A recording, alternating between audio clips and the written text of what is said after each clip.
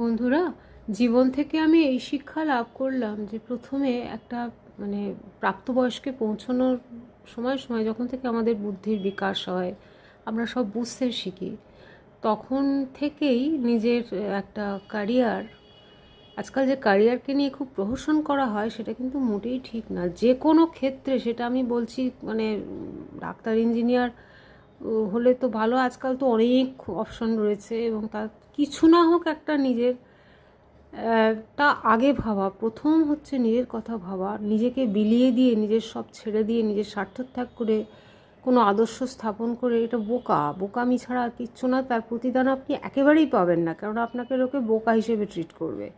আর হ্যাঁ, যারা আপনাকে এই জায়গাটায় পৌঁছতে সাহায্য করলো তাদের কথা একটু তারপরে স্মরণ, আগে নিজের জায়গাটা তৈরি করে নিজের রোজগারটা করলে তবে তো তাদের দেখতে পাবেন। আর অমুক বাড়ি তমুক বাড়ি, বাপের বাড়ি শ্বশুর বাড়ি